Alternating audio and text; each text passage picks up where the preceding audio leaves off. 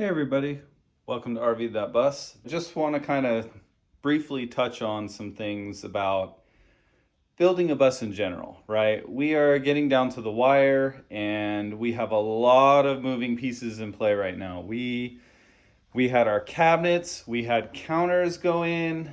Um, there was all the installation around that. We are looking at the sink, cooktop. We have a lot of pieces moving.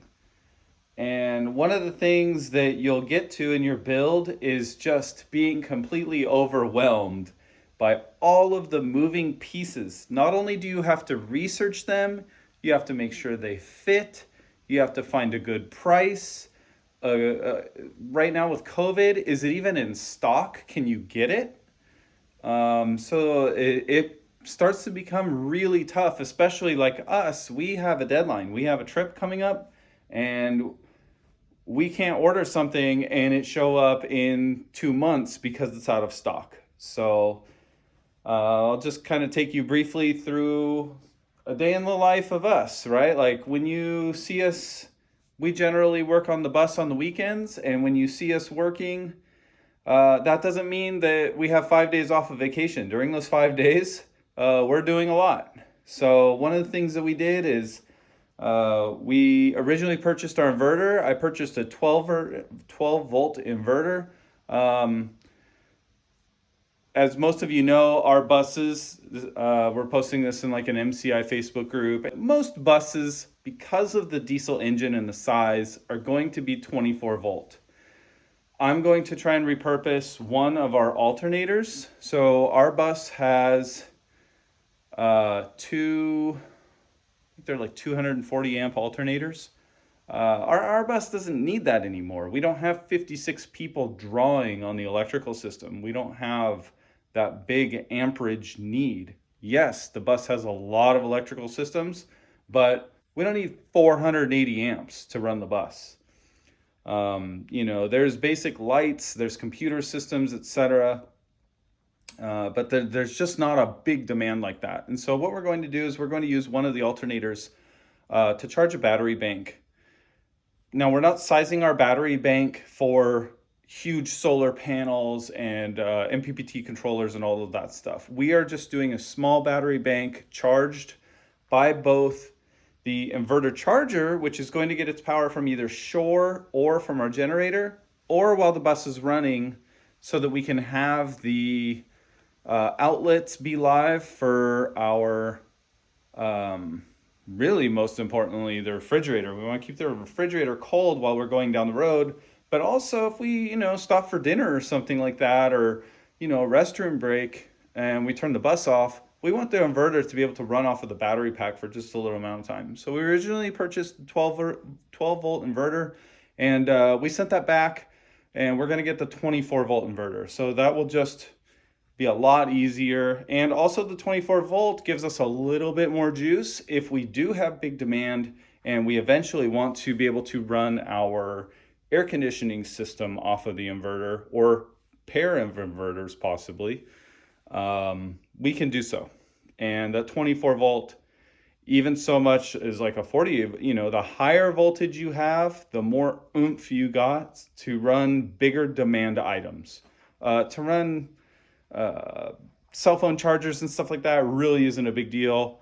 Even the cooktop and like the refrigerator, wattage wise, are really not that high. It really comes down to do you want to run the air conditioning?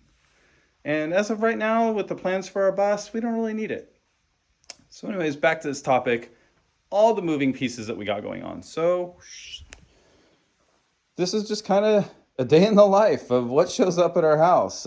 We have our HEPFO valve. So what this is it kind of has like a little rubbery kind of a sock inside of this, and there's a directional flow. So think of it like this, and it basically will flow down.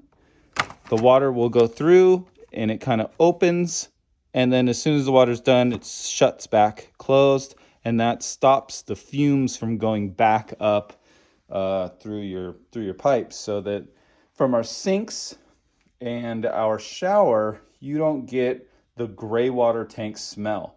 Some people run P-traps, but in a moving bus, that's really not a good idea. Those, unless you're running super deep P-traps, you're just not gonna have a good well there to block it. Next thing we've got our hole saw so that we can cut holes through our countertop for our sink and faucets.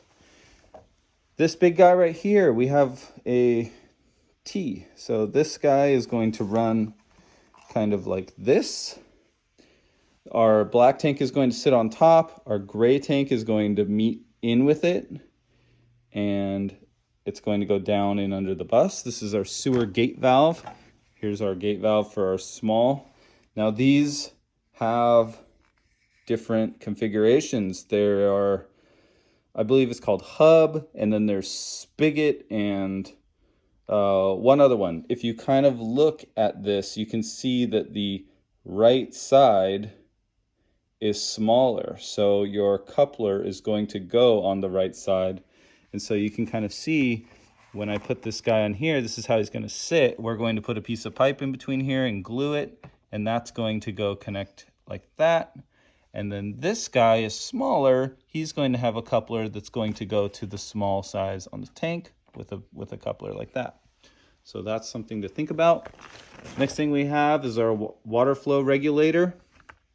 When you pull up to RV parks, etc., they have a lot of RVs drawing water, and so the water pressure in these places can be extremely high, and it can be unsafe. Well, I don't want to say unsafe. It's not going to hurt you, but it can be dangerous to your pipe systems, right? Like normal RV and PEX and all that stuff is really not designed to hold, 100 and something PSI.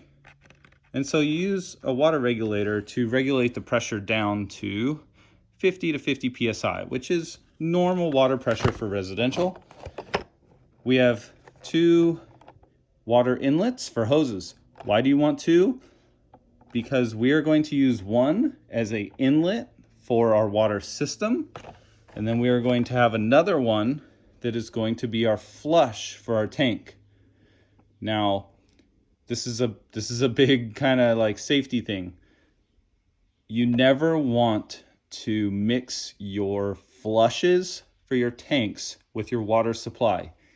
Even though you are the best plumber in the world and you have gate valves and whatever on your water supply, and you can control it, the mere fact that the gray water could possibly mix or contaminate your fresh is something you never want to have. And so our flush will be a complete separate water supply than our freshwater tank. Got some other little doodads here. These are little plastic inserts for our metal for our bunks.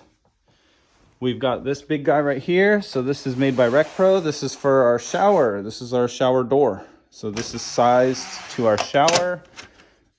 These little guys go on top, etc. We've got other stuff. The other thing that we purchased is over here. These are all of our blinds for our windows. So we got all of these kind of custom done. These all fit to our windows and they are sized appropriately. Like the back windows in the bus are 45 inches wide, and so these are cut to 44.5 to give you a little bit of a gap so that they're not super tight and binding. So we have 2 45s in the back,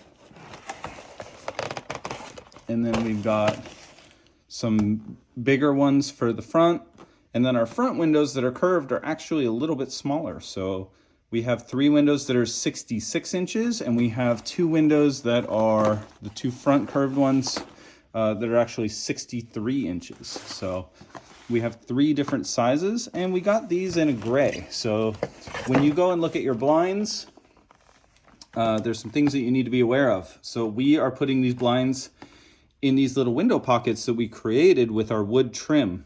Now, some residential blinds are really thick because you have a nice big window casing to work with, but we don't have that. And so you need to make sure that when you're purchasing your blinds that you have enough width for your little pockets so that they fit correctly. They come with these nice snap-in brackets, so these will be nice. I'll be able to rivet these into the stainless steel frame, and those are going to be nice and secure. If I take the little guys off of here, you can kind of see what we purchased here. So it's kind of like they call it graphite gray here, and you can see on the other side it's white. So those are our blinds. The other thing you got to think about is all the boxes that this stuff comes in. So I can kind of show you back here. What are you going to do with all this? Look at our recycle bin. And we still have another big box over here that doesn't fit in the recycle bin. So there's a lot of boxes. So we're kind of at a point now in our build where we're not really making a big mess, right? We don't have a lot of wood cutting and construction and sanding and painting and any of that.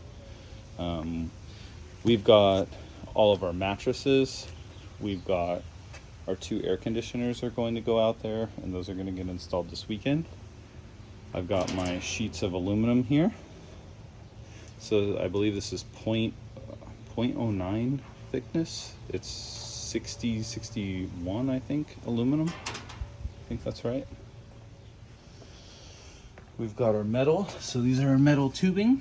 So this is cold rolled steel metal tubing for our bunk frames. We're basically going to be making a ladder frame, and there's going to be little U channels that mount on the walls that these will basically sit in. You've seen our generator. We've got a fuel tank. The battery is going to go out there. And then we have our boat over here. Dana has got it chock filled with everything needed for our build. We've got our water heater in here. This is our Furrion 60K propane water heater. We have one propane tank. I'm going to be purchasing a second one. So this is our tankless water heater. That will be going in the bus this weekend. And so we just have a lot of moving parts, and we are trying to get this build done pretty quickly here. So stay tuned. We're gonna have some more build videos this weekend, and hope you enjoy our content.